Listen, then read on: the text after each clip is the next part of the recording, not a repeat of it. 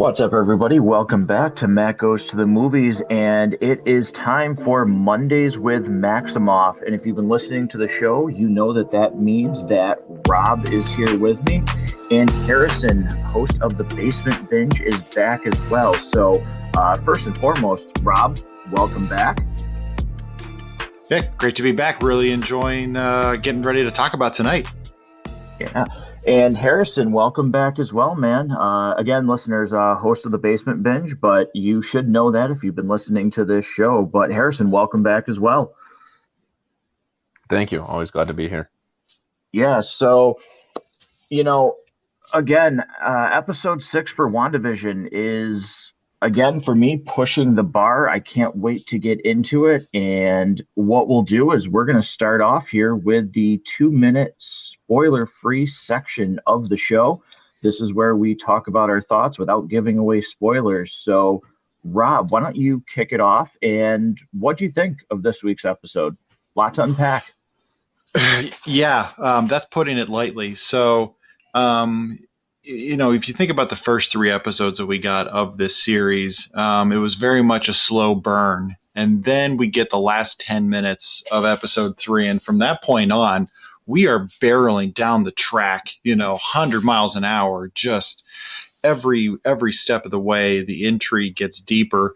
The tension grows, the mystery grows, and what really occurred to me over this weekend, as I had a chance to reflect back on it, is it just the way that this show is making me feel, and as a viewer and as a piece of entertainment. I'm not going to quite put it on that same level, because that's almost sacrilege to compare something to The Watchmen.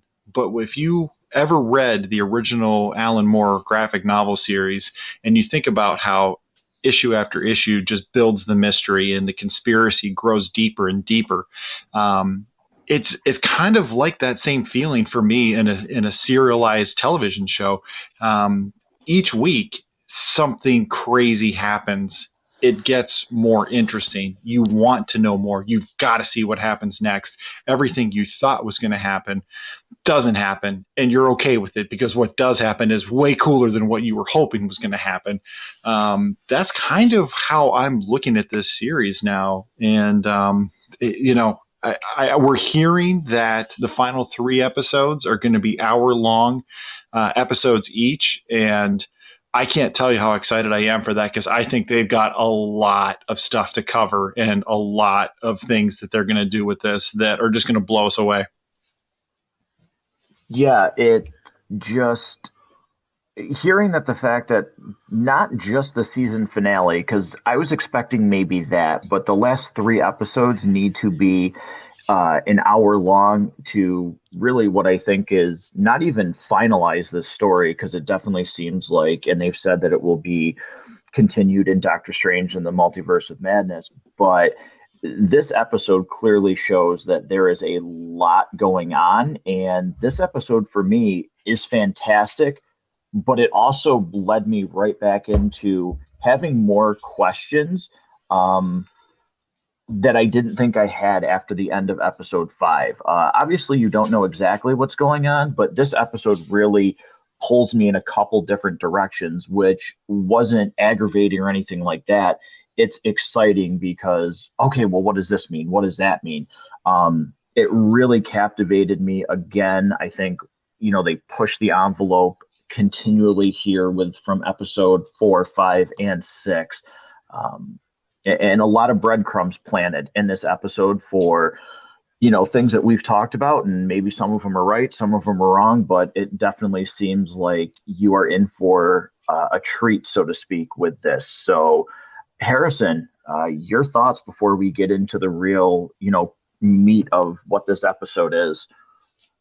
Yeah, I when I posted my review on Letterboxd of it, I just kind of quipped and said, this episode has comic accurate costumes for Quicksilver, Wanda, and Vision, and that's not even the best part.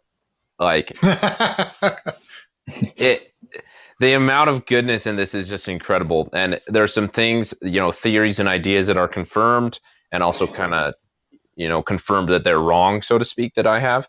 But the majority of it is just I'm so impressed with what they're doing with this series that I would not have expected to be this good. And I don't know why I ever doubted them making it this good, because it's phenomenal. And it's just I can't wait. It's so rude they make us wait an entire week to see what happens next, because it's just great tension building. It's great mystery building, and it's a ton of fun. The last time that I enjoyed a good mystery that left me this intrigued was a while ago, and that's great writing and directing to be able to maintain that over the week, where I've got to click on it as soon as it's available because I just have to know, and then it causes me to do the same thing next week after week, and it's just incredible how they're building it more and more and more, and it's also just exciting to see what it means for the MCU as an entirety.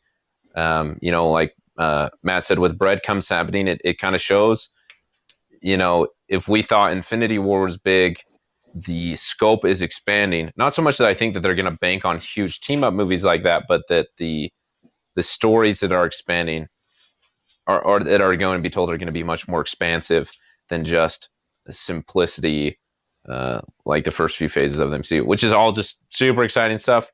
And it was just lots of fun. It was a great episode. Yeah, I think that's one thing, and we'll get into this for me as the spoiler portion. So I'll save that thought here. So listeners of the show, that is our spoiler-free portion. That's our 2-minute warning here, where right now, if you haven't watched episode 6 of WandaVision, or for some reason you're not caught up on any of the other episodes, pause it, go, I don't know what you're doing. Watch these other episodes, get caught up, and then come back, because we're going to get into the spoiler section of this. And for me, I want to get this out of the way, because there is one thing about this episode that I clearly don't like, and it's minor, but I would like to get it out of the way from my point of view. Is once again, it's funny that this episode is clearly in homage to Malcolm in the Middle, for listeners and anybody who knows that TV show. The style is literally ripped out of that TV series, and I thought that was fun. But the one thing that I don't like is, because they're kind of front and center, and it's their performances. We talked about it last week. Is Harrison and Rob, I am not too big a fan of the kids right now. I don't feel their performances are particularly captivating. But the things that they were talking about still invested me, because they turn right into Wanda and Vision when they open it with mom and dad aren't necessarily fighting, but they're not the same. And you can just see the tension between Wanda and Vision. And again, it's two characters that I didn't really care about from my perspective until this show started. And now I'm fully invested in them as a couple. And it was just like, oh God, like, I hate seeing them getting further and further apart, as Wanda is clearly just trying to hang on to this life and to really Vision. Like, everything she's doing doesn't seem to be so much for anything else, so to speak, other than Vision. Like, yes, you can tell she loves the kids, but it's all about Vision. And, Vision wanting to do the right thing, and you see more of that towards the middle and the end of this episode. It was really, it's emotional for me to watch that, because I am invested now in these characters, and that's due to the actors' performances. But once again, the kids here for me really don't do anything. So Rob, I'll let you kind of piggyback off that first here. What are your thoughts on the kids and how they're being portrayed so far? When they first showed up as the 5-year-olds, I thought they were super adorable, and they're just, you just want to pinch their cheeks. They're great. When they move up to, I think they're 10-year-olds now. I'm just gonna get out of the way. I kind of feel weird criticizing 10-year-olds like that are child actors. Like, I feel weird doing it. It does feel weird to me. But if you want to say that they are not up to the same level as the actors around them, I mean, we've certainly seen great child actors all through Hollywood. These these guys are doing the best they can, but it's not great, and it's kind of noticeable, especially when you have, we've talked about it over and over again. The Elizabeth Olsen and Paul Bettany are just absolutely slaying all through the series. They are absolutely just crushing and doing such an amazing job. You're in it the whole way. You're totally bought into everything they're doing, and they're just drawing you in more and more.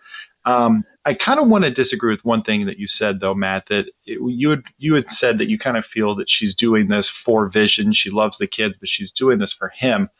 I kind of feel like she's being, if we're going to assume that she's either in complete control and caused the hex, caused this anomaly, or at least initiated, if maybe somebody else is in control, maybe somebody else is helping, but it's somewhere along the way she initiated something. We're going to assume at least a minimum of that. I feel Wanda's being very selfish. I actually don't think she's doing any of this for Vision, because she tries to roll the credits on him, last week, whenever he starts to ask questions. And man, I kind of wish I could end arguments with my wife that way. Like, if she was just like chewing on my backside about something, I could just roll credits and walk away and have that be at the end of it. Holy cow, that would be my mutant power that I would want to have. But I digress. I don't actually think she's doing this for Vision. I think this is completely all about her dealing with her grief. She's putting him in pain. Certainly at the end, when they're flying in the air and they're both kind of powered up a little bit, she just tells him everything's going to be all right. It's okay. He clearly is confused. He says, "I don't remember my life before Westview." He even says the words, "I'm scared." She doesn't clue him into, "Okay, sweetie, well, that's understandable. Here's what I did. Here's why. This is for us. Just go with it." She just tries to move on from it. I think she's being selfish, and I think she is completely doing this just to compartmentalize her own grief. There's a line later in this episode with Pietro where, he clearly is aware that this is all fake. He's just playing his role. He talks about it, but he says, "If I found my Shangri-La, I wouldn't want to leave either." Really leading me to believe she is in complete control of this. And I don't think she's doing this for Vision.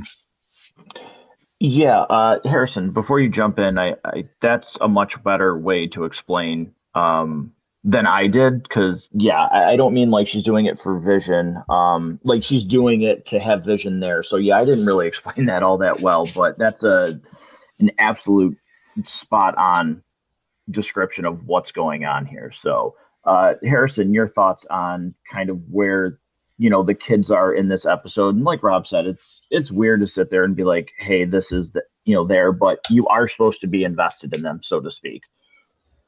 Yeah, I didn't notice them this time as much as I did the last time. Maybe just because I was so invested in Vision. Like, every single time that it wasn't focused on Vision, I was like, "Get back to Vision! What's going on?" Like, I personally have, especially both Elizabeth Olsen and Paul Bettany have done a phenomenal job, and I'm invested in both of them. But for me particularly, Paul Bettany steals the show in every scene he's in, and I'm so invested in him. So my mind's always preoccupied with him. As far as the kids go, it kind of just like fit in line with like the early 2000s sitcom show, which I feel like they captured the feel and atmosphere of extremely well, with the camera movement, with the look of it. So many things I on a rewatch I was noticing, like, wow, this just looks very much 2000s sitcom. So yeah, I think that I've also just kind of come to the point that like they're kid actors, and so it's just like, whatever. Like, so yeah, I really do think it's mainly just because I was so invested in Vision. I just wanted more of him. Yeah, he definitely is in these last couple episodes, with the emotion that you're seeing from Vision on screen is definitely a strong point. Speaking of a strong point, I thought, the big reveal last week was Evan Peters showing up as Pietro at the end of episode 5, and he is, also kind of front and center in this episode. You get him right away, and I was impressed at how well he really, the chemistry between him and Wanda, the two actors. I like him a lot. I liked him in American Horror Story. I really liked him cast as Quicksilver in the Fox X-Men universe, but I thought he did a really good job, and he seemed, part of this universe. Like he's been with these characters since their introductions, which I thought was really well done. I really enjoyed him in this episode. You get a lot more about him, and Rob, you mentioned this. He's clearly aware that this is because of Wanda, and he says the line of, I'm not your husband. I think he says, like, I'm not your father or anything. I'm not dad. I'm your brother. And he seems completely okay with what Wanda's doing. And, he said, like Rob, you said, he'd find a way to stay here too. But then there's a couple things that happen with him that make it seem he's not exactly up to par or up to speed, no pun intended, on everything. So, Harrison, what were your thoughts on him and his, role in this episode? Yeah, I do want to agree with you that Evan Peters and Elizabeth Olsen together have phenomenal chemistry. They're great. But as far as he goes, one thing that I thought was really interesting is he just he's clearly not the Quicksilver from Age of Ultron. The Age of Ultron Quicksilver had he had kind of a swagger and a charisma to him that you might say a cockiness, but there was also like a level of seriousness and almost like brooding to him, where this Quicksilver is quippy and he swears and gets the kids to swear, which clearly affects Wanda. He's causing all sorts of havoc. He's not a very serious person. There was even one thing that they totally lampshaded on, where he was talking to Wanda and he was like, I wrote down the exact line here super quick if my notes will pull up, where he said, I come to town unexpectedly, create tension with the brother-in-law, stir up the Rugrats, and ultimately give you grief, which I thought was just a great sum up of the brother showing up in a sitcom, which is funny, but Right. also the way that affects Wanda. It makes me feel like that's not what Quicksilver would show up for. And that's not why Wanda would bring Quicksilver back. So yeah, I don't even know how to ask the right question that it raises, but it's not clear what's happening with him, but he's something is afoot. Rob, your thoughts on Quicksilver? Yeah, I definitely agree that he feels like a different version of Quicksilver than the version that Evan Peters previously played in the MCU, and certainly doesn't feel like the one we saw with Aaron Taylor Johnson in the MCU. Although one of the things that I thought was interesting, I don't know if it means something. I don't know that it doesn't mean anything, which is pretty much what you could call the title of our WandaVision reviews. I don't know if this means anything. Maybe it does. Maybe it doesn't. But that's pretty much just to summarize what we do here for an hour, on Monday nights. The way that he uses his super speed, though, it's not the X-Men version. It's the MCU version. It's much more like that. We don't get that GoPro kind of right on his chest as he's running around and grabbing goldfish and stuff like that, which I want. I want that. I could get a whole movie of that and be very happy. But that's not what we get. So it really has me very confused. Which version of Pietro are we actually getting? Or is it something in between? I love when they do the flashbacks, though, when we see them doing the Halloween, going from house to house, and it's still in the middle of a war zone. You can hear there's bombs going off and guns shooting in the background. I really thought that was just kind of a way to take something that is very, very serious and still kind of make it sitcom-esque. I mean, it's such a play with the emotions. You're happy, you're sad, you're scared, you're intrigued, you're laughing. I mean, it's really been a fun ride to go on throughout this. I can't wait for 3 more weeks when we get to the end and we can finally say, oh, wow, that's what's been going on all along. If even at that, because it might stretch into Doctor Strange 2 before we truly know what's going on. But it'll be fun to go back and look at all the stuff that we missed all along. Like, oh, that was a little red herring here. That was supposed to lead into that. Okay, I got it now. That makes more sense. That's got me. I'm just looking forward to the next 3 weeks. Yeah, it certainly brings up a lot of questions, and I did find it interesting that the effects for Quicksilver were the Age of Ultron effects, but his demeanor, um, for anybody who has actually, besides Days of Future Past, watched Dark Phoenix and X-Men Apocalypse. Rob, I know certainly you're not a fan of X-Men Apocalypse. That is one way to put it. Yes.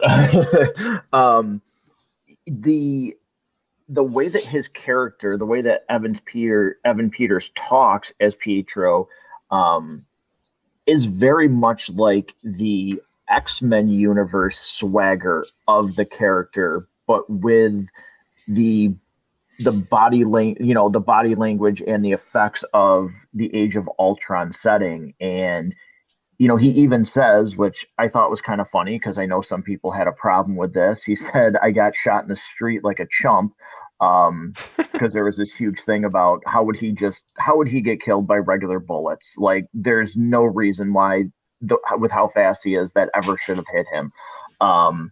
So I thought that was kind of funny that they threw that little line in there that he just got shot, and he says, "The next thing I know, you called me and I'm here," which again kind of begs the question of, well, she didn't really call him because you never see that. So how did she get him to this world? And is there more to that? So I think that's interesting, and I think there's a lot there.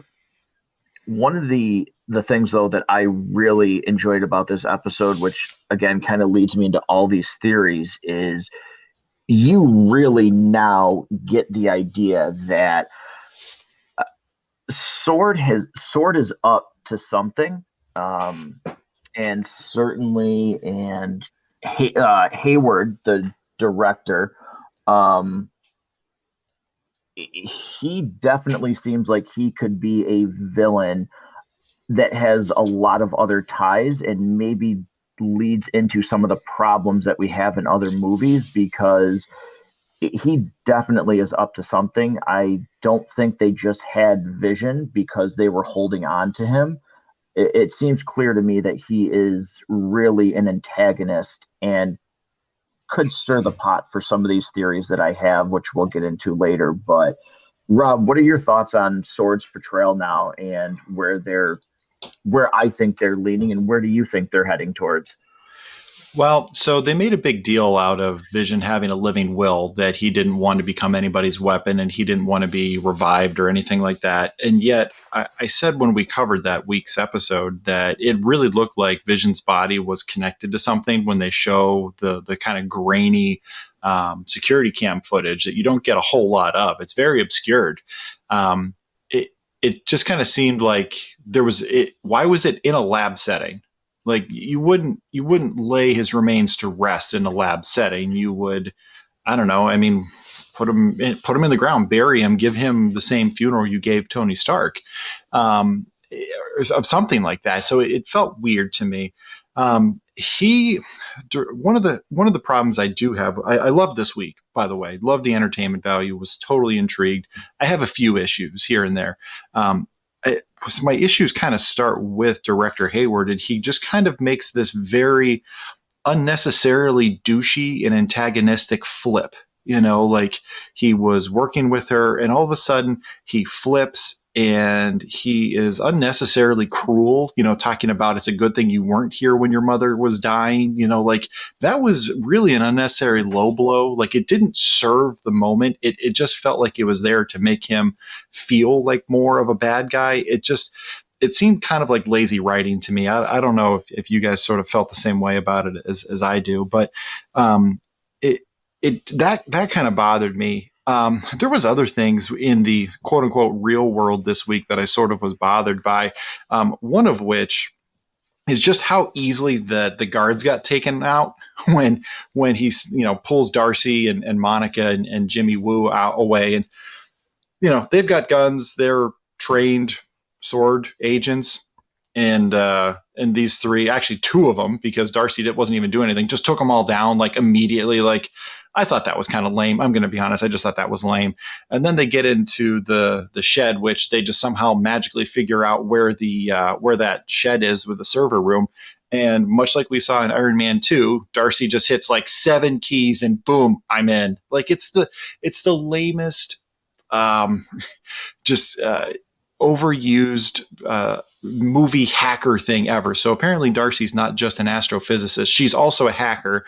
It's just so bothered me in Iron Man 2, and Vanko just hits literally like do and I'm in. It's a server, it's a system that he didn't even know existed 20 minutes ago, and magically he can just figure out the password by typing in a couple of buttons. Like, those kinds of things, when they do them in movies, in TV shows, just bother me, maybe more so than other people. But it's like, it just seemed like lazy writing to me. But it does kind of feel, Matt, getting back to your point, it almost seems like Sword could be set up to be not a super benevolent organization just about the preservation of life on Earth. Maybe they take sort of what the role of AIM does in the comics, and they're this major organization with a lot of power and a lot of technology that ends up being kind of the antagonist that starts a lot of things in the Marvel universe and comics. Yeah, I think there were some really good points there. Harrison, what are your thoughts on Sword? I think it's interesting to analyze Hayward as like someone who lived through the 5 years of the snap. Like, I appreciate that's like a history of his character. Because I would seriously, like, I don't know, having half of the population suddenly just turn into dust and then 5 years later come back, like, that would seriously kind of mess with your priorities about these superpowered individuals. So, like, I can understand his apprehension. But his attitude towards Monica and like his aggressiveness towards handling the problem, the Hex, the way he thinks, is very villain-like, in a good way. I think it makes for a good antagonist that's like not somebody who's out to do evil, but has a twisted view of what it means to do good. And I think it's an interesting character, especially in opposition to Monica. Like, Monica's just so, everything she says, I'm like, I agree, you're right. Like, she's just got so much wisdom. And credit to her, the actress who has ever played her, I don't know her name. She's great. And I think similar to how like Wanda and Vision are foils to each other, Monica and Hayward are good foils to each other. And so I think I appreciate that. But yeah, I do agree with that one scene that Rob brought up where Jimmy Woo, as much as I love Jimmy Woo and want an entire series just devoted to him just doing whatever he does, because I think he's awesome. When they take out those sword agents, I was like, well, right, yeah. But you do what you can. Really, like, you just sit there, you go, really?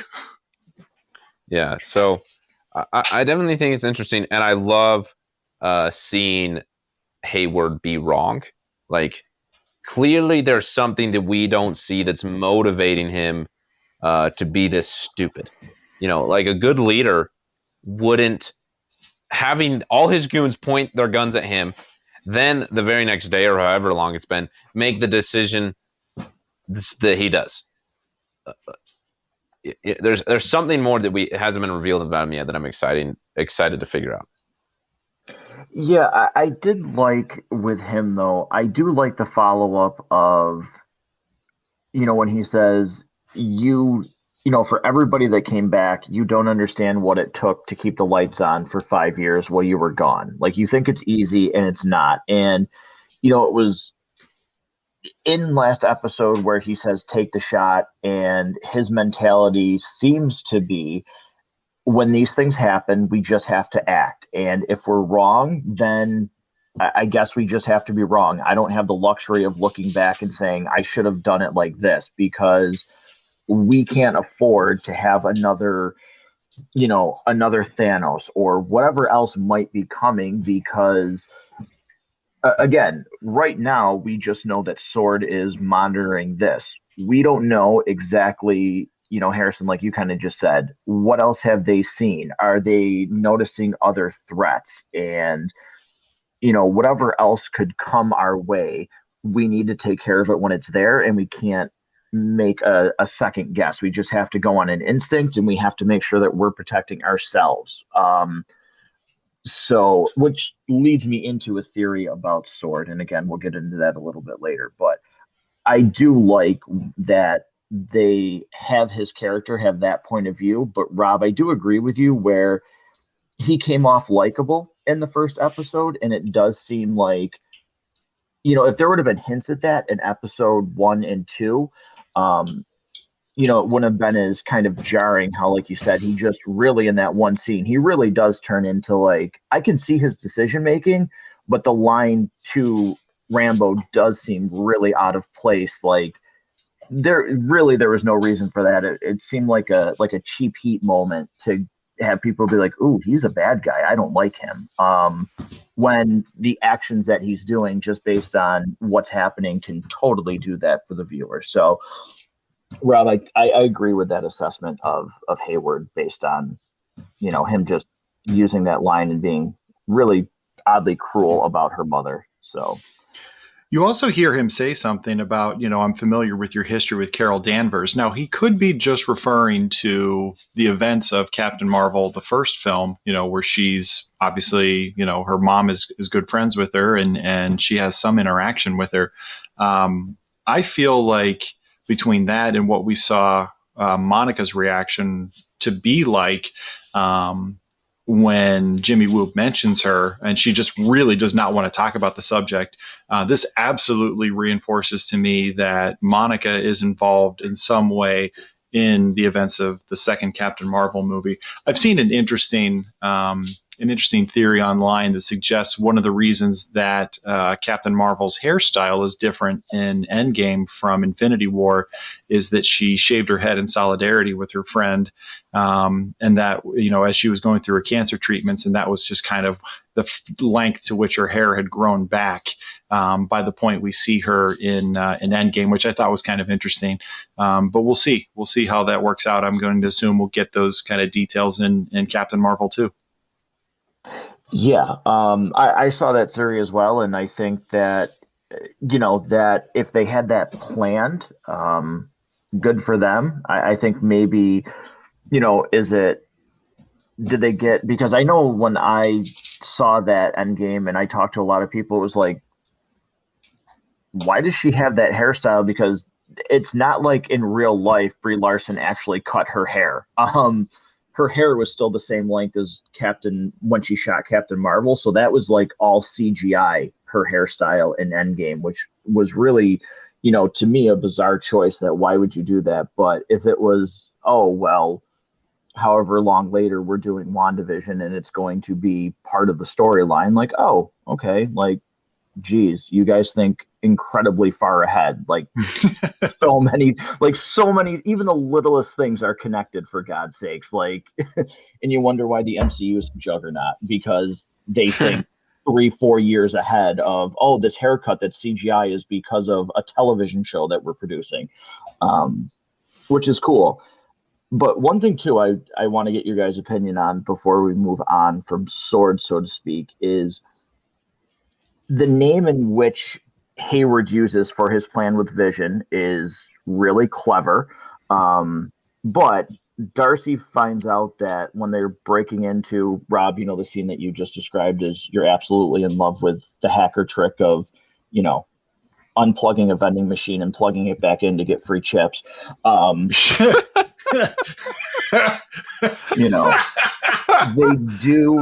they do find secret files for Sword, and one of them is a plan connected to Vision called Cataract, which is clever to how they're using Vision to monitor inside the hex, which leads me to ask the question, did they purposely take Vision and know Wanda was going to come up? Or again, what were they doing with Vision? Because why, if he's dead and they weren't going to do anything with him, they were respecting his living will, why in any way, shape, or form would there ever need to be a tracker on him where they could monitor through him? And if not fully monitor, I mean, they have a head count based on Vision's proximity to these people in Westview. Why would they have that? Harrison, I'll let you talk about that first. I think that part of it has to do with just kind of what he talked about when Monica came back. Sorry, I just lost my shit. That they were stopped focusing on space travel and focus more on AI. I think that they maybe just kind of took an advantage of that. They're like, oh, we worked on Vision. He's in there. Let's use this thing. I don't think it was like a plan with the Hex at all, but it makes me feel like they were planning on using Vision for something, some type of mission or search attempt or exploration of some kind. They were planning on using him to the point where they needed to track him down and have some type of surveillance because of him, which scares me with what Hayward is wanting to attempt anyway. And it almost makes me feel like his priority here is with the Hex is getting Vision back more so than, saving these people, so to speak. Yeah. Rob, any thoughts on, what they were doing with Vision based on the fact that they have a tracker in him? Well, you saw when Vision's predecessor, Ultron, was created, it looked like Ultron was just going to continue to replicate. And I'll forgive everyone if they haven't rewatched Age of Ultron in a while. That's totally forgivable if you haven't seen it in a minute. For those of you who may have never bothered, James Spader's Ultron was basically replicated, and it looked like he was going to pretty much take over the world and eliminate all life on the planet, and just kind of it would be Ultron. And they kind of created Vision as Ultron 2.0. Vision at full power is a very, very powerful character that if he ever went rogue, I don't exactly know what they would do to stop him. Like that's kind of scary if you think about it. Vision ever truly decided to just be like, you know what, Earth, I'm done with you. I'm just going to lay waste to literally everything. So keeping tabs on him is certainly something that is in their best interests. I've been thinking a lot about this whole concept of a living will and respecting his wishes and so on. And I think what's interesting, and it's an interesting thought experiment to me, but he is a synthezoid, that's just a fun word to say if you can actually get it out of your mouth correctly. He is a synthezoid, and does he have the same rights as a sentient human being? Does he have something like his last wishes, his living will? Is that they refer to? Is that something that they can just kind of sweep under the rug and say, well, he's not actually a person. He's not real. He doesn't have a heart. He's an AI basically infused with a personality and given sentience and the ability to think for himself. Is that kind of how they get out of that and try to recreate him as a last line of defense should something else crazy happen? I mean, I said it last week. I don't fault Hayward for the take the shot. We've talked about it a lot. The kinds of things that would happen or the decisions that would be made. We talk about the needs of the few versus the needs of many. If you're faced with a threat that could be an extinction level event and you get it wrong, you've taken out one person. If you take that person out, let's say you don't take that person out and you were wrong about whether or not you should have done it, half of humanity or all of humanity, as we know it, could be wiped out. So a very aggressive sort of stance and policy towards any potential threats that we don't have the ability to fully understand is completely understandable to me. I don't necessarily say I agree with everything he's doing, but I understand in the confines of this world, having lived through the snap, why they choose to do what they do. Yeah, I think one thing too is, everybody in the MCU can be grateful that nobody's mother is named Martha because they might have to rethink their decisions. But we won't have that problem. So it's always a good thing. But moving on from Sword, because again, there's a lot of, like we said, a lot of really good stuff about this episode. And one thing that happens during the whole scene of Darcy and Monica and Jimmy Woo getting kicked out and getting their way back in is, one, we find out that there's more ties to Monica's comic book origins because her cells are completely changing. And Darcy's like, you can't go back in. Like, you've gone in twice. You can't do it again. This is not going to be good for you. And Monica doesn't care. She really just wants to help, which is an endearing trait. But also, and again, here's 100 theories, and 100 of them could be wrong. She mentions, "He's going to be here in an hour to get me back in the hex, my engineer friend." Rob, who is it? What's right now? Who is your one guess? And we'll all be wrong. Who would be your guess? Who is this guy that's supposedly helping? I can't imagine it's somebody just like, oh, that's Don from before I was snapped. Like, that's Don from accounting next door. right? Like, yeah, yeah. It's not somebody she found in the yellow pages, that's for sure. Yeah. So since we're all going to be wrong anyways, I'm wondering if it's Doctor Strange. Okay. I don't think that's right, but just in terms of who would make sense, what we're expecting to come down the pipe in the MCU, it would. And New York's not far away from New Jersey, so he could be there pretty quickly. So you can just open a portal, I guess, too, but which makes it even more likely that it could be him. Yeah. Harrison, who's your guess? Do you have like one solid guess? Because he's been mentioned twice now as to who this person is. I want to say it's Reed Richards, just because that seems more likely to me. But I don't know. Maybe it's too soon for the Fantastic Four. I'm not sure. The other person that I could think of is what's his name? He's an Ant-Man. Hank Pym. That's the other person that I thought. Oh, okay. I'm not sure how much he would have to do. Clearly he's, with what happened in Ant-Man and the Wasp. I'm sure after the snap happened and everybody got back together and they were sharing stories, they realized that they had some experience with another realm. And I bet that their work would work with him to have some type of information about that. Those are my two guesses. Neither of them are really strong. I think that we're all going to be surprised. But I do think that it's going to be somebody important. So my guess is, I am 100% saying it's going to be Hank McCoy.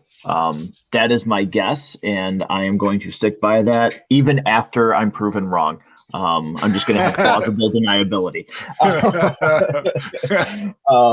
But I think that we will get introduced to Hank McCoy because I do believe this is somebody that she obviously has known and has a connection to Sword. And based on comic book ties, Hank McCoy does have connections to Sword.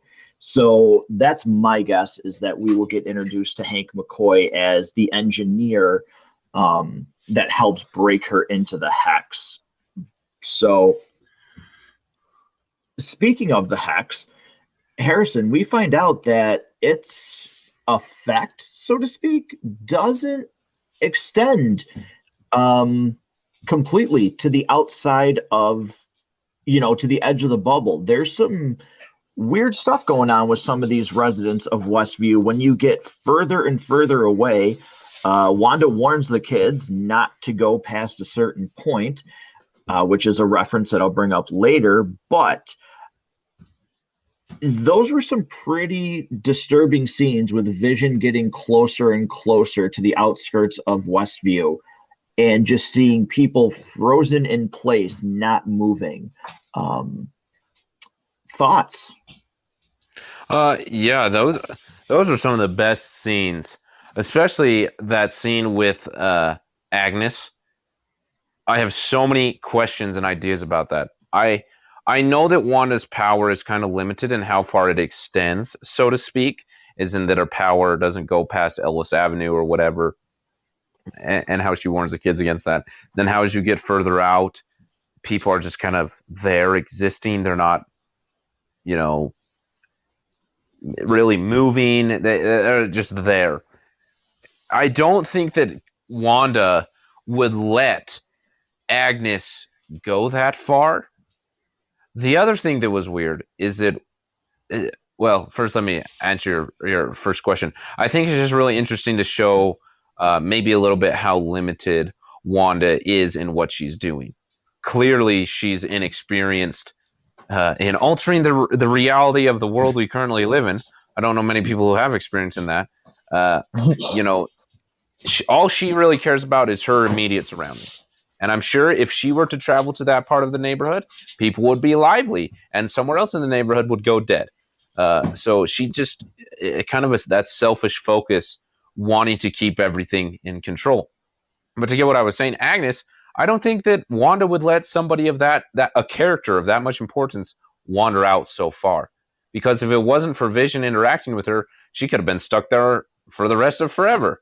But then also Vision, like, touching her temple like he did with Ned or whatever that dude's name was at Vision's work, and how that guy like freaked out and Agnes was very calm, makes me feel like confirms my ideas that Agnes is in on this. She's involved in some way.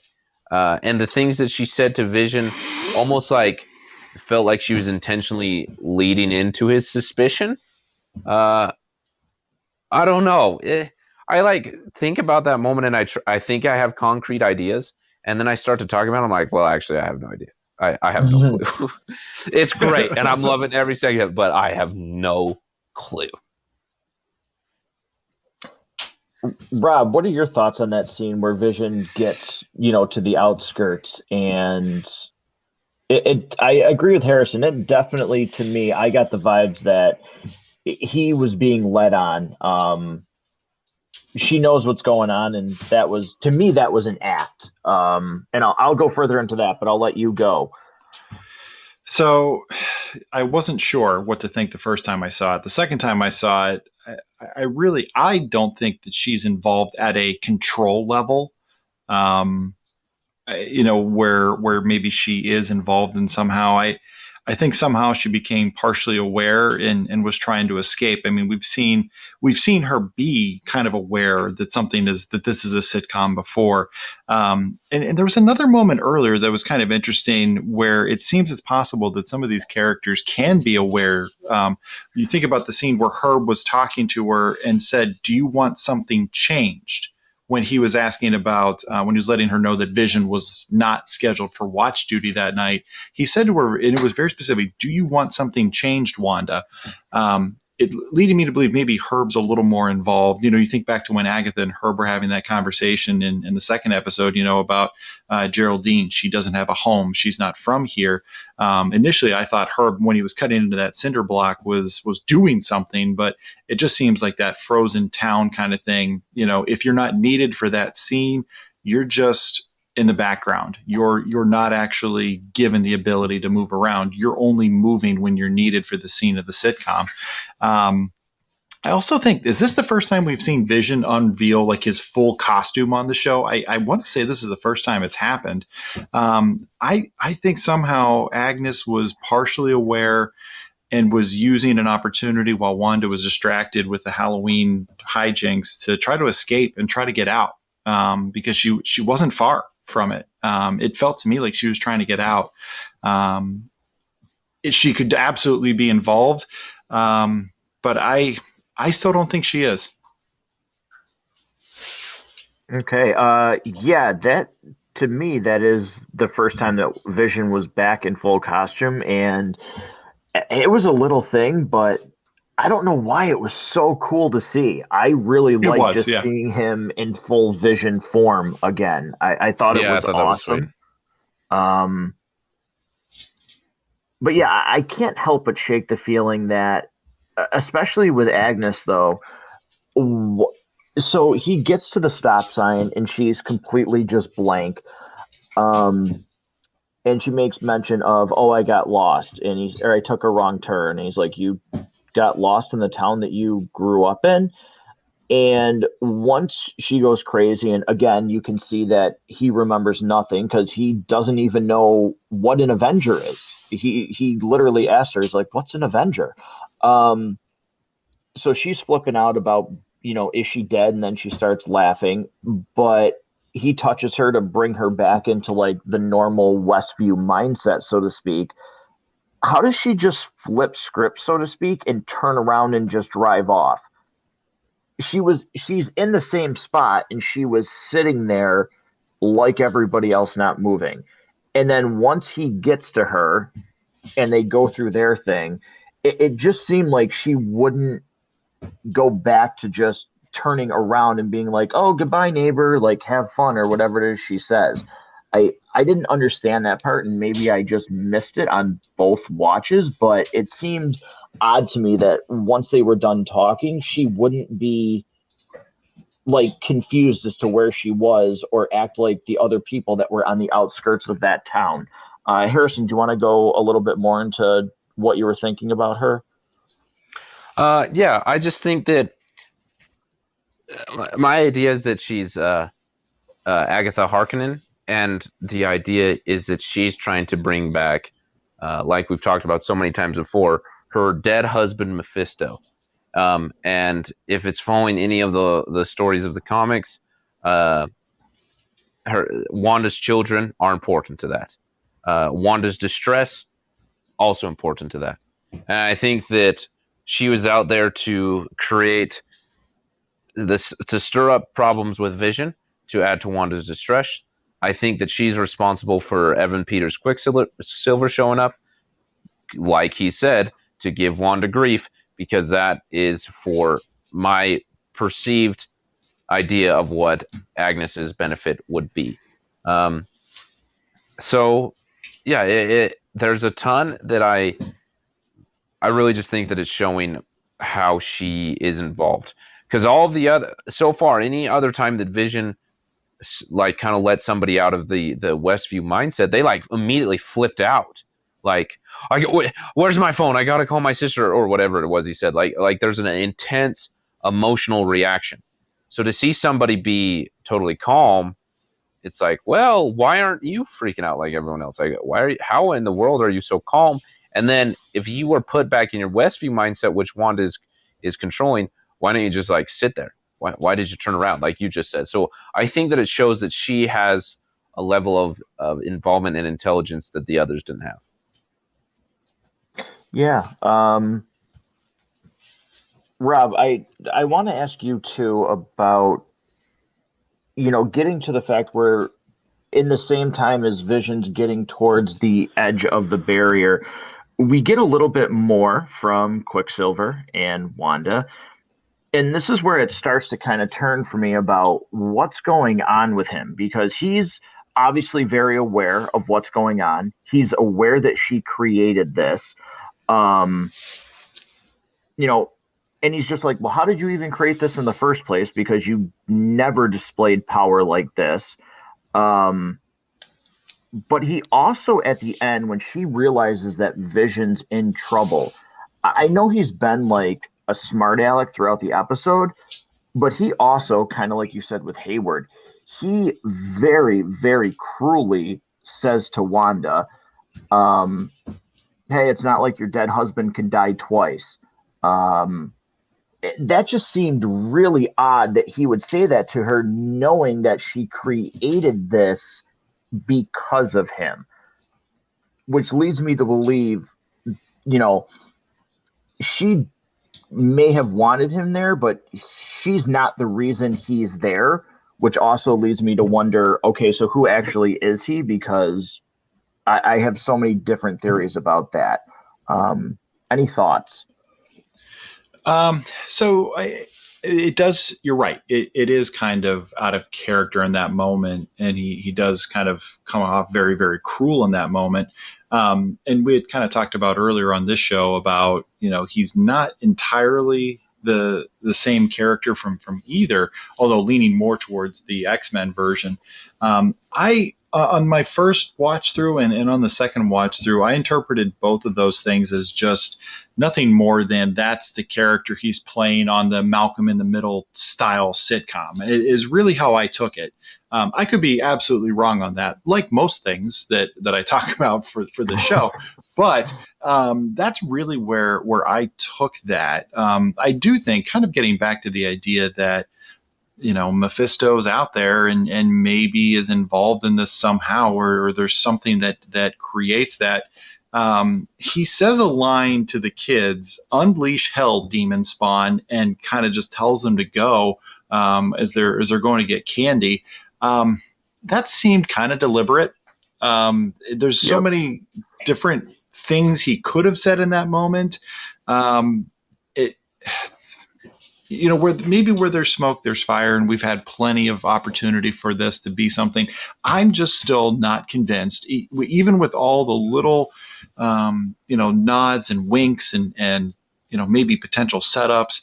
It's really hard for me to believe that the MCU and Disney, let's not forget Disney involved here, that they're really going to want to get into demons and the supernatural and go into that level of the comics.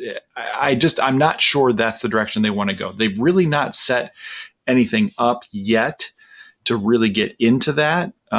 They've kept their villains, basically just a carbon copy of the hero, largely, or they've been aliens, or they've been, something a little more traditional sci-fi. To get into religious iconography, to get into the supernatural, just isn't really where they've gone yet. And it would feel a little abrupt, I think, or just a little jarring to me if all of a sudden, boom, okay, here's demons, everybody. Yeah, no, I mean that's obviously it's certainly something that would be, even with everything that we've seen so far in the MCU, having the actual devil as a villain and on the embodiment of the MCU's version of the devil be on screen and actually be a character is quite out there. Even though we've gotten some pretty out there things with that, it's definitely weird to think about, but there are just so many hints at the fact that that could be happening. But with that being said, I was torn up when Vision goes outside the hex. Rob, what are your thoughts? Like, other than me just saying when he's literally being ripped apart when he steps outside, I was like, come on. And we watched this guy, we watched him die twice, once from Wanda and then once from Thanos just ripping open his head like it was a bag of Doritos. I just couldn't stand that scene. Like, I was like, no, not again. I don't know. I didn't know how they were going to save him in that moment, and what was happening. But I did not like the fact that we were just watching him be ripped apart because he stepped outside of the hex. I was definitely feeling some of that, but I think I was much more distracted by thinking about the Mind Stone. As soon as we saw him, so when we saw him kind of power up to full on Vision mode, and you saw that the Mind Stone was there, that made sense because even if it's a manifestation of Wanda, it would make sense that he would be as he was. And as he gets closer and closer to walking outside the anomaly, that was one of the things I was definitely looking for. Would the Mind Stone be there? Would it be intact? Would his face be caved in? What would he look like? Would the Mind Stone be functional? And then I started thinking, okay, so Cap went back in time and dropped all that stuff back off. What did he do with the Mind Stone? Like that was, these are the things that were running through my head the whole time that I would like kind of some answers on, because we know he had to take some of that stuff back. And I don't know that we ever really get an answer on how he returned the Soul Stone. I don't know if he just kind of like flipped it like a quarter to Red Skull and be like, hey, man, have this back. I'm done with it. I don't know if like that would be weird. That would be cool to think about, though, him running into Red Skull again, though. I kind of like that idea. I want to think about that for a second. But we don't really get in depth of what he does with the Mind Stone. So is this the real one? Is this a copy? Is this just the same way that when Geraldine was kicked out of the Hex and became Monica again, she was still wearing her 70s era clothing, and whatever was inside could just come outside and exist in the same way? Is that why the Mind Stone looks like that? I was really focusing on more of those questions and trying to, do those mental gymnastics in my head to figure out. But yeah, it was very jarring. Vision was very committed to trying to get help. He recognized that his wife was causing these issues and these people to be trapped, and something was not right. And there was a way to get out, and he was going to try to get help for those people. It was very compelling. Yeah, Harrison, thoughts on that scene and Vision still in that moment, like he's still, as he's being ripped apart, he does say like, you need to help like the people inside Westview. He's very much committed to trying to, it looks like, set this right and not be a part of what Wanda has done. Yeah, there's multiple things that I thought. One, first, Rob, you're splitting open my skull here by pointing out the Mind Stone. I don't know why I did not pay attention to that either time I watched. I gotta rewatch now. Also, I've never even thought about what the heck Captain America did with the Mind Stone. So thanks for that. Keeping me up tonight. But everything else that we were talking about, when Vision was there was multiple thoughts that went through my head. First, this is really proving that Vision is who he is. The Vision that was worthy of picking up Mjolnir as an instant characterization of his worthiness is still here. He is tooth and nail digging towards what is right. And I love Vision for that. Second thing I thought is, man, Vision must be afraid of Wanda to go to this extreme length that he is when he could just confront her. Which, I mean, that could be the worst idea ever. Maybe it makes everything worse. But like his brain is a computer. He thinks about things. Clearly, there's a reason that he's willing to wander out to the edge and put his life on the line versus confronting Wanda. The other thought I had was, man, Wanda has a lot of power that she can prevent Vision from leaving, that she can suck him back in pieces. Like, how selfish. Then lastly, the thing I thought is, Hayward is a horrible individual to not feel anything for Vision, but just kind of to take it in stride and then run for his life. Like, he doesn't seem so much like the classic good guy who runs to immediate aid, which I think, Monica and clearly Darcy would do. It just kind of reveals some colors of some characters that I think is going to mean a lot more. Do I have any idea what it's going to mean later? No. But do I think it's going to mean something? Yes. But I'm out of ideas at this point. They've gone so big and exceeded any idea that I could have had, that at this point I've just kind of like taken off my hypothesize with Harrison cap, and I'm just sitting back and enjoying it unfold, because I think it's wonderful. But yeah, seeing Vision, to answer your question though, or comment on what you said earlier, when Vision was experiencing that, it was a really emotional moment for me. Like, man, this poor guy, he doesn't even know what he's been through, and here he is going through it again because of someone who claims to love him, and all the emotional complexity in that is just, holy smokes, who knew that I was going to be so emotionally invested in Vision?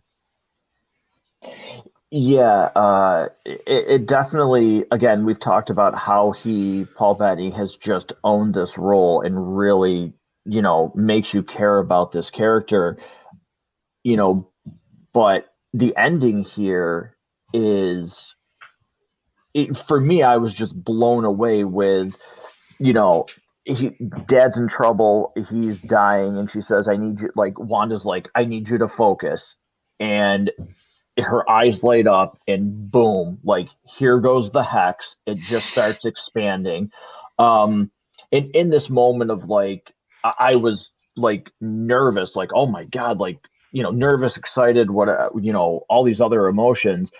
It, it was, to me, like, there was that quick moment where I said, okay, I want to see the circus next week, because as her hex is expanding, um, all of these you turn into a car dealership, but there's circus tents and popcorn and all these things happening as the hex expands. But, once again, this show just is like, okay, well, she displayed powers that she hasn't displayed before to even create Westview.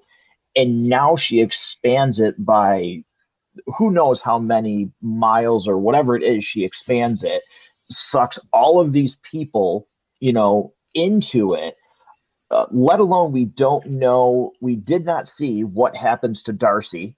We see the sword agents turning into, like, carnival workers and clowns and everything else. But I think it was pointed not to show what happens to Darcy when she gets sucked into the hex. That was pretty wild to me, watching her just expand this hex. And it, to me, shows, yeah, no, this is why this show is going to lead into Doctor Strange and the Multiverse of Madness, because how far does she have to go to keep this reality afloat, so to speak, when someone threatens it? Because is Vision just going to try and go outside again? Is somehow somebody going to find a way to come inside the hex and not be controlled by her? So she just keeps expanding, and she is a threat to just take over everybody. Rob, the episode and the impact of her powers there. What were your thoughts on that? It certainly seemed like every time she's threatened, something happens. And you're right, so this one was the biggest threat we've seen yet. So she expands the hex to include, more people, the people who are trying to attack her. I thought what was interesting is I kind of expected this week to be more of a 90s style, and we kind of skipped the 90s altogether and went into the 2000s with Malcolm in the Middle, which means if they're going to skip another decade and go into the 2010s, and we don't see what happens to Darcy, I don't know what's going to happen, but I'll tell you, I would love to see a Two Broke Girls meta reference with Kat Dennings in some kind of yellow waitress outfit. I just think it would be fantastic. I would love it if they would do it. They probably won't, but man, wouldn't that be cool if they can pull that off?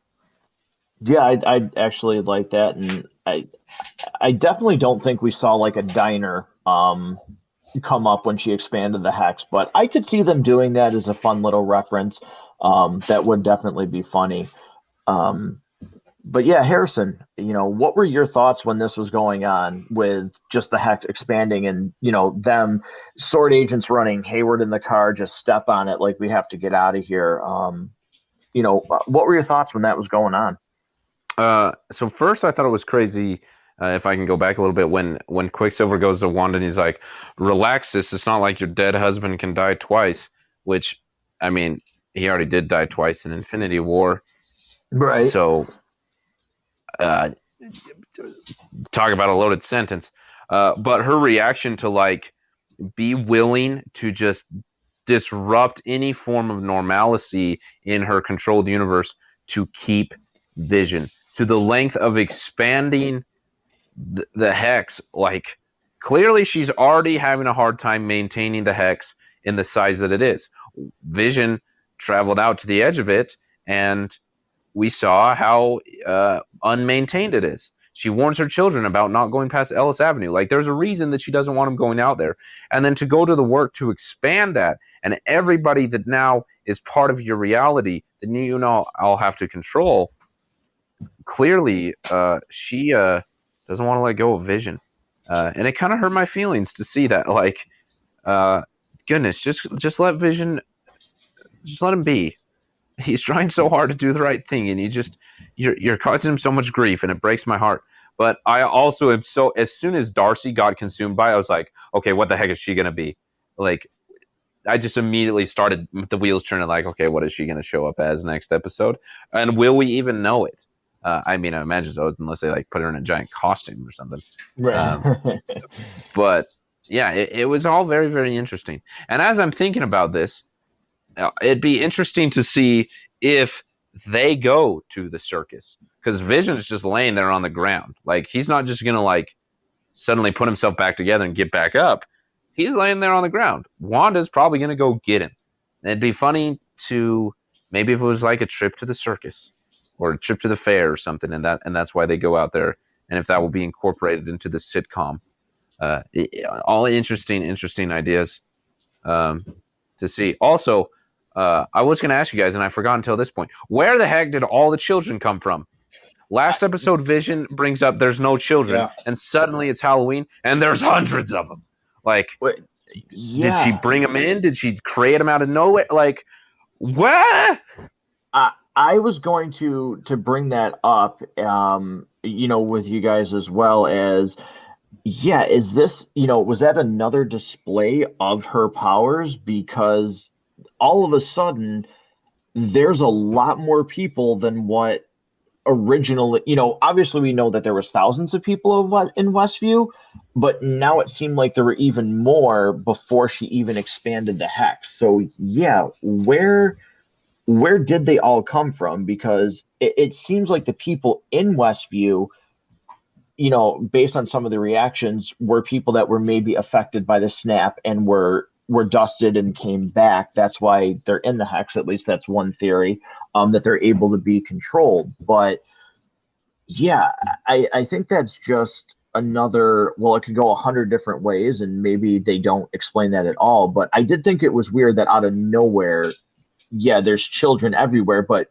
Rob, correct me if I'm wrong, Quicksilver does make a reference to that about where'd all the kids come from, or something to that effect, I thought.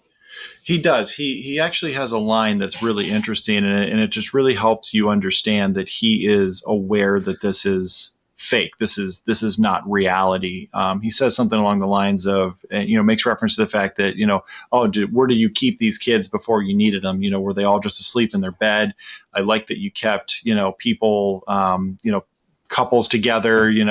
People are basically another version of themselves. Their personalities are mostly intact, so there's no real ethical implications there. He actually uses the word ethical. I got some of the actual language wrong, but that was the general idea. So he definitely recognized that, and you're right. In the 80s episode, the very special episode, Vision makes the point, I walk past that playground every day and there are no children. Why are there no children, Wanda? She didn't need them at that point. So they were all just, I guess, zombified in their beds on the edge of town, or wherever they were until they were necessary for the scene. What's interesting, though, is we've seen Wanda and Vision are the two characters that it seems to be that things happen around, but the kids seem as though they are in control to some extent. It's hard for me to think that the kids are just like a manifestation out of reality, that they don't have an actual real physical being there as well. Whether it was created by Wanda, created by Agatha and Mephisto or whatever. I feel that these kids will continue to be characters when this fake reality collapses around itself. I think that's all really good. And, my one question is, because obviously we've got 3 episodes left. They're an hour long. We've gotten a lot. I want to ask a theory question of both of you, and then for you guys to expand off of that with what you think. One thing that I think that we're going to see is, one, I already said I think it's going to be Hank McCoy as the engineer, but 2, I think in some way, shape, or form, Hayward gave me a very, very William Stryker vibe from X-Men in this episode. And I'm wondering if Sword, in some way, shape, or form, depending on how they want to tie mutants in, if Sword, because sentient weapons, is somehow creating or looking to create a form of what we know from the X-Men series as Sentinels. They're not hunting mutants, but we need things that can deal with these superpowered beings. So we're going to experiment on Vision, create, these weapons. I think in some way, shape, or form, Sword might be, depending on how they want to go with it, responsible for the creation of like Sentinel-like beings. Harrison, I'll let you go. Do you have any kind of theories on how this sort of ties to Doctor Strange or anything off of that Sentinel idea? Well, my knowledge with the X-Men actually is significantly limited.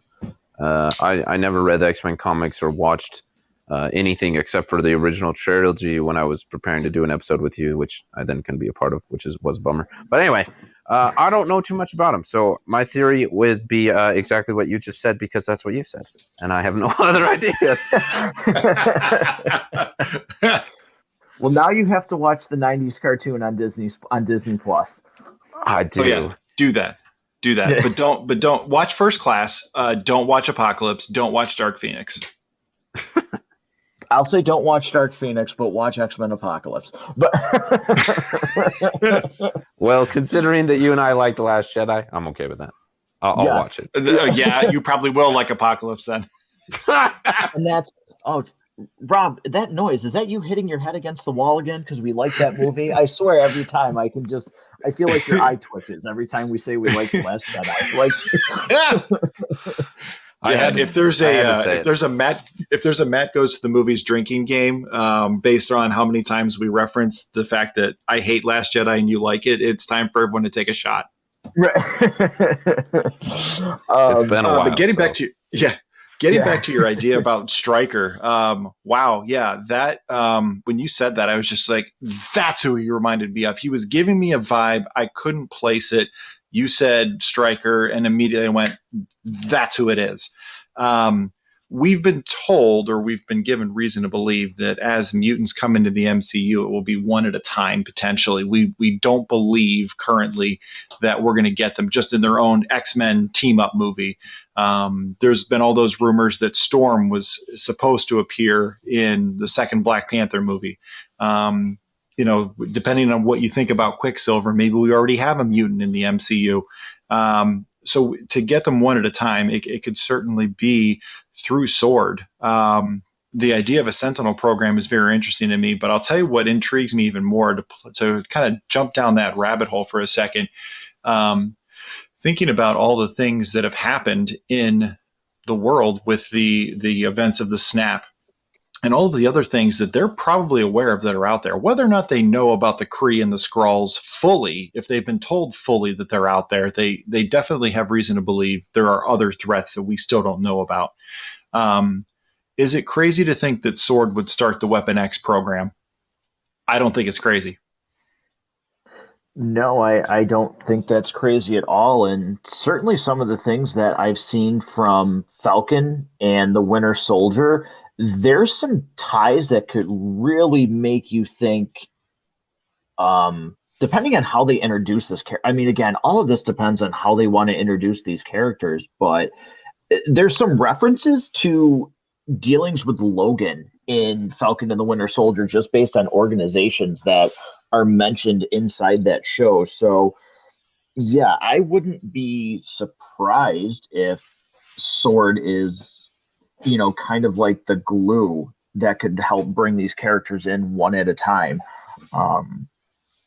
So yeah, I think that could be a very valid theory there, based on some of the things we're seeing. And we really don't have to, if you guys think about it, we went so long, we talked about it, about not having any Disney content. And, it seems like the one thing that will still maybe who knows, ever come out is, Black Widow. Apparently, they're being very stubborn about doing a Disney Plus release for that. They're still dead set on having a theater release. So, 2026, whatever, who knows, Sure.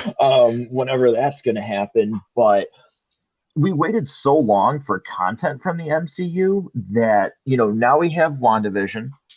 We're going to get that, buttoned up here, so to speak, in the next 3 weeks. And then we don't have long. I believe it's, guys, correct me if I'm wrong, what, 2 weeks, maybe three, until we get Falcon and the Winter Soldier.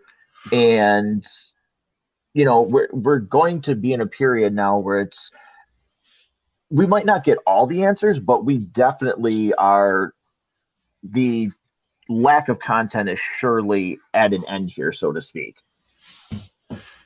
So just looking at the calendar, if we have 3 weeks left, that puts March 5th as the I'm going to say series finale. It's hard to think they're going to do a second season of this.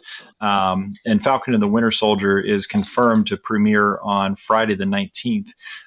So that only gives us, kind of one weekend off in between MCU TV releases on Disney Plus. Then, of course, just in case Matt hasn't lost his mind yet, on Thursday the 18th is when the Snyder Cut hits on HBO Max. So on the 18th and 19th, for anybody who's looking to try to get in touch with Matt, he will not be available to anybody. No, I won't. So yeah, anybody who needs me, and that includes my two kids, I love you guys, but I don't want anything to do with you. Yeah, those 2 days for me are just like, I'm so eagerly anticipating the 18th and the 19th of March. It's just insane to think about for me personally, because Rob, you obviously know how much I've been lobbying for the Snyder Cut and how excited I am to actually finally get it. So it's going to be interesting though with this MCU content, because again, we're basically getting, these shows are a full-length movie.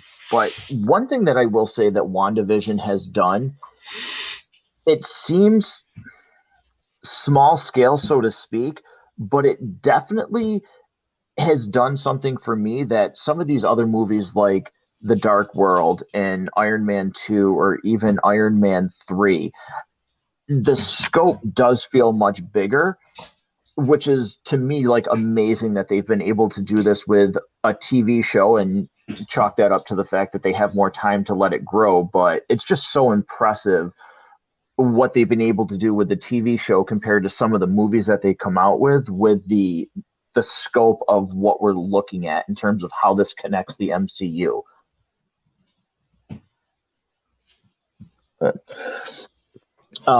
Harrison, follow-up question for you is, what sort of Easter eggs, I think this is the part where we can talk about, because there's a lot of them in here. What sort of Easter eggs did you pick out of this that you think lead to something or were just cool for you to see?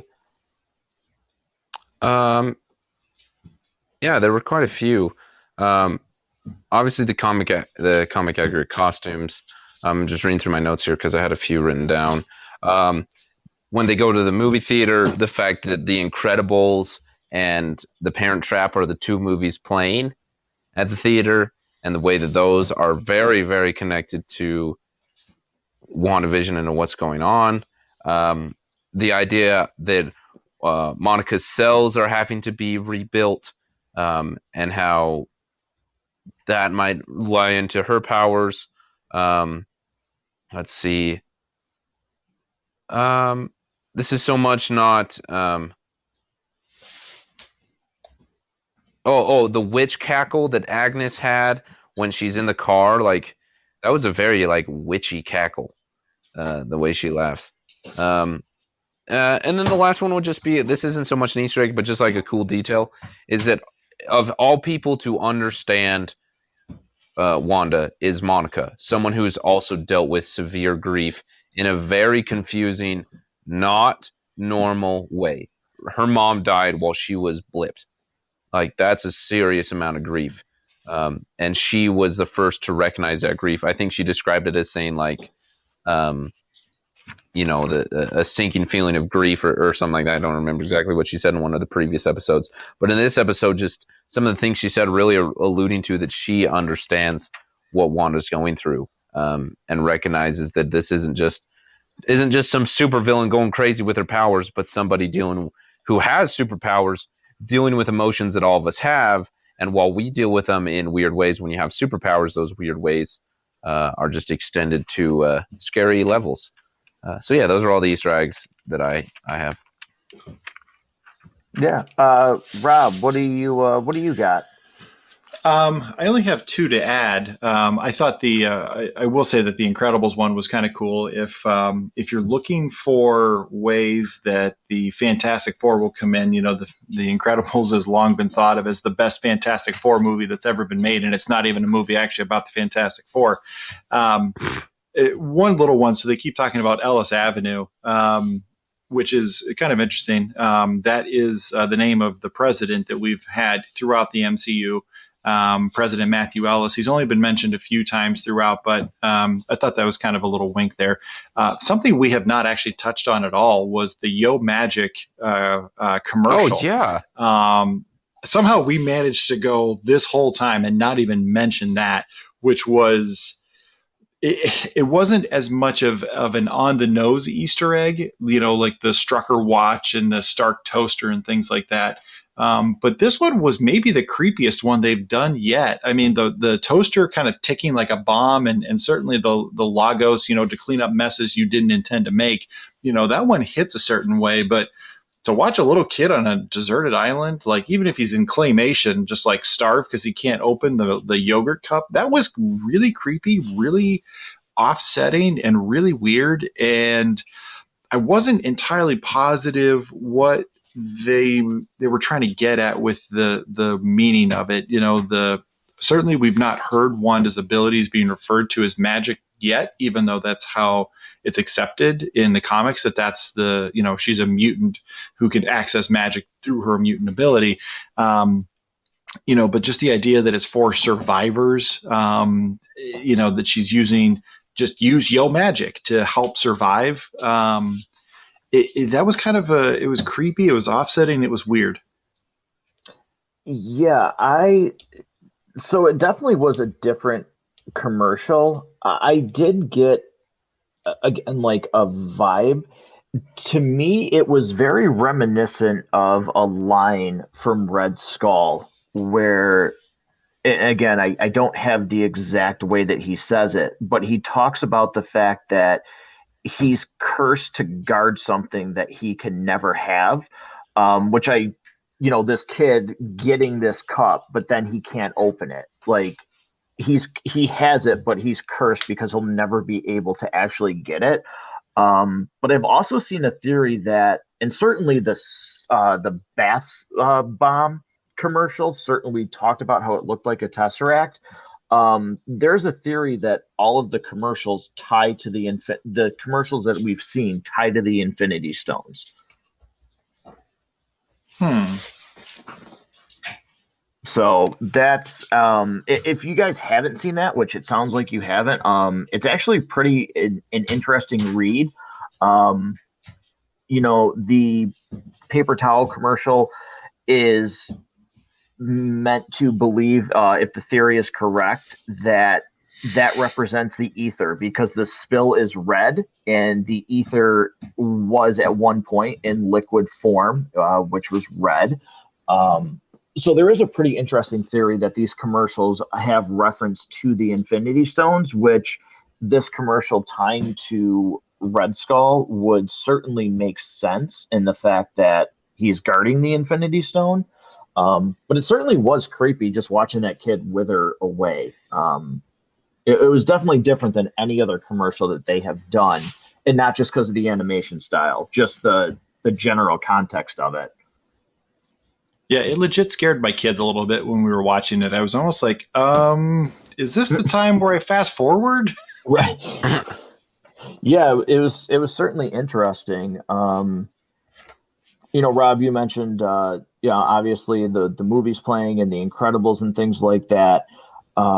They did mention too, Harrison, I don't know if you've ever seen the movie. Rob, I'm pretty sure you have because we've talked about it, but they do yell the word kick ass twice, which both Aaron Taylor Johnson and Evan Peters were in Kick Ass. That was a movie that they starred in together. Aaron Taylor Johnson played Kick Ass, and Evan Peters played his best friend. So I thought that was a cool little clever nod to the fact that they were both in that movie. So that was one Easter egg that I picked up. And, Harrison, you mentioned too that, Agnes, she is in a witch costume. Like her costume for Halloween is a witch. Oh, yeah. So maybe that's a little on, she's got gray hair. She's got the hat on. So she is dressed as a witch in this episode, which clearly you've had your theories on her. And it's not an Easter egg, but based on the fact that the rest of this is one thing that I just looked at, and I'm looking at the picture right now. Wanda's headgear for her costume, well, it's very comic accurate. The fact that the rest of her costume is obviously cloth, fabric. But Rob, because Harrison, you obviously said you're very limited with the X-Men.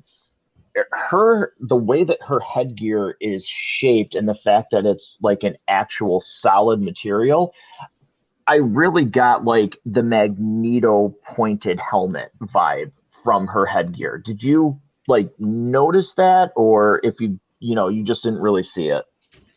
I didn't see that, but I just really love the fact that they gave us, what I would call homemade, comic accurate Right. costumes, both for Wanda and Vision, of course, but also for Wiccan. That is very much his look in the comics. I just really thought that was super cool. And then to get Quicksilver in just like this homemade version of his costume, I just thought was just such a cool way to do that. We so rarely get it, and it was.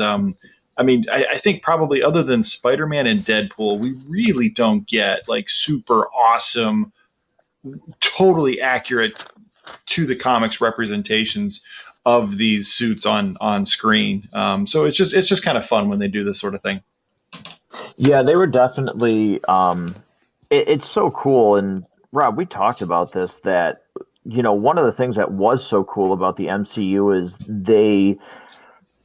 I don't want to say took the risk, but I guess at the time it really was because up until these movies, it was okay. Well, the costumes have to be like black and they can't have, too much color scheme in them. Like, oh, that doesn't comic book accurate costumes don't translate to the big screen very well.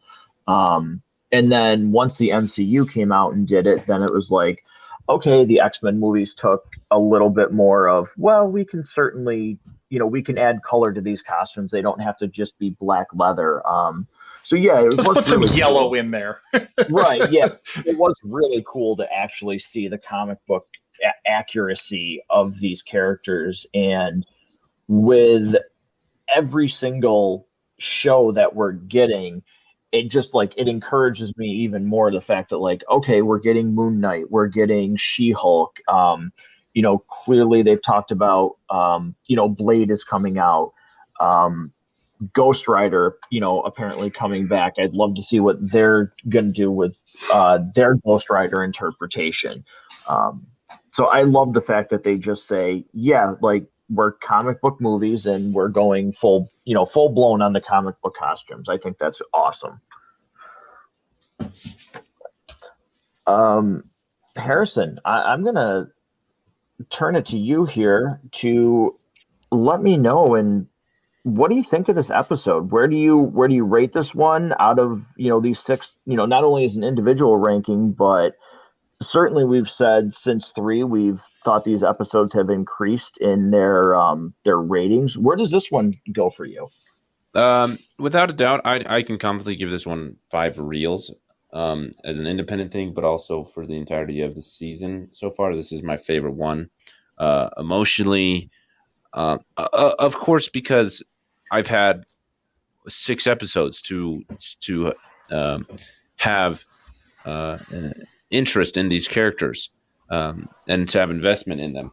So there's definitely like the emotional investment, but also just all the things from comic accurate costumes to everything we've talked about this entire episode. Just like everything and more I wanted from this series is here, and it's all cranked up to 11, and it's just great.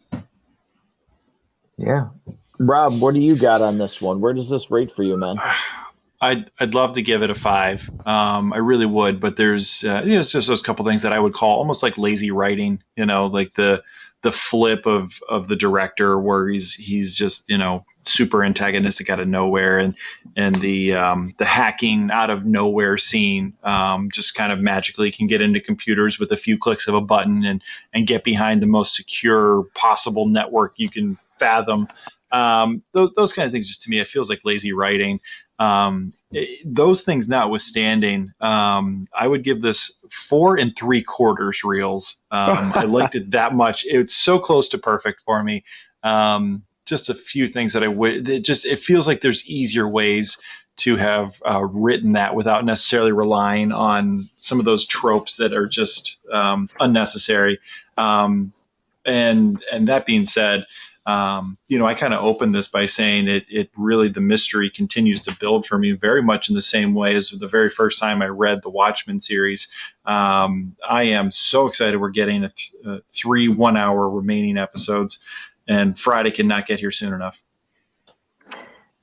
Yeah, Rob, I'm going to agree actually 100% with your score for this episode. Again, it's very, very good. There's just a couple things that deny it from being perfect for me, but in no way, shape, or form is this, it's so minor. The things that bother me about this episode, there's just so much good that overcomes that. So I'm super excited for the next 3 episodes. The fact that they're an hour long means we're going to have a lot to talk about these next couple episodes coming up. So with that being said, I do want to give Harrison another second here to plug his show, because I know you got a couple things coming out if you want to update listeners, because I've seen an increase in the downloads for WandaVision. And first and foremost, from everybody, thank you so much to everybody that's listening to these episodes, whether you're crossing over from Harrison's show, because I know on his episodes he's mentioned this, and I really appreciate that. So Harrison, I know you got a couple things coming out, and then we'll start closing up the episode. Yeah, thank you again for this opportunity. I already always appreciated that. My name's Harrison, host of the Basement Binge. You can get wherever you get your podcasts, wherever you're listening to this, just search for the Basement Binge. Lots of episodes coming out. A lot of animated films that I've been wanting to see, just because I love animation, that I never allowed myself to follow the schedule of the podcast. So now that the schedule kind of cleared up with the new year, I was just taking some time to enjoy some things I wanted to before I get back into the busyness of a schedule. And I guess to update listeners of Matt Goes to the Movies, the first series that I'll be binging this year, in line with the theme of the Basement Binge, is the Mission Impossible series, which I'm really excited about. So, subscribe if you're interested in what I have to say about any of those. Awesome.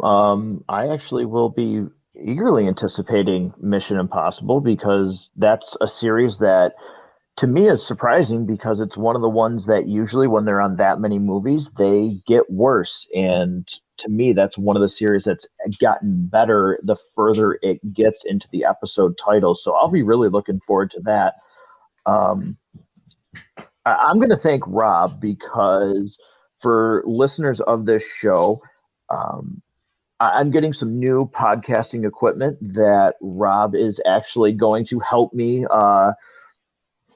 assist me connect it and show me how to use some of the editing software and things like that. Because there's going to be some changes to Matt Goes to the Movies in terms of like the structure and things like that. So first and foremost, I'm going to thank Rob for helping. But one of the things that's going to go along with that is, Rob, I'll let you kind of talk about it, is I'm going to subject Rob to watching Wonder Woman 84 again. And that might be a spoiler to what we're going to talk about in the episode. But yeah, Rob, I appreciate the fact that you're going to help me out because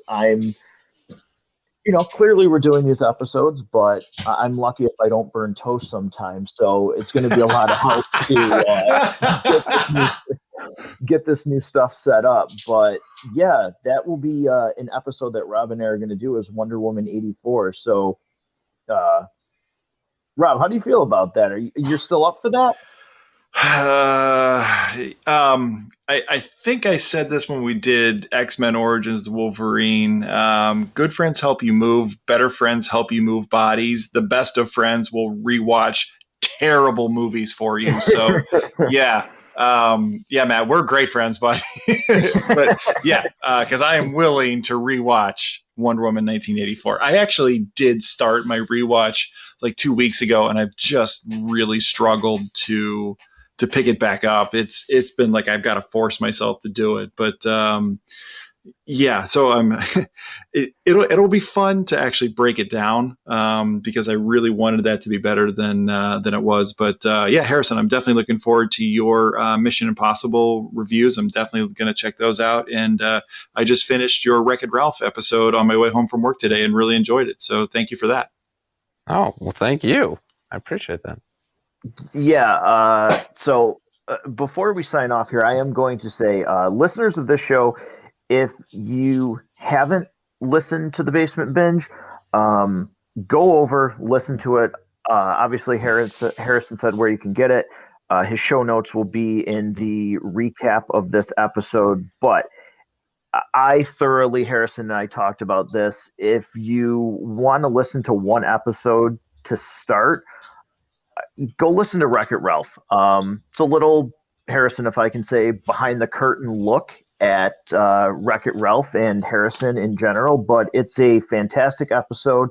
One of the things that we've talked about is how movies and things like this show us how a lot of us are more connected than we sometimes, are made to think, especially in this day and age. But it's a great episode. I loved it. I text Harrison right after I listened to it because I thought it was fantastic. So go check that episode out if you haven't yet. So, from all three of us here, though, thank you so much for listening to this episode. We look forward to the next 3 weeks of WandaVision.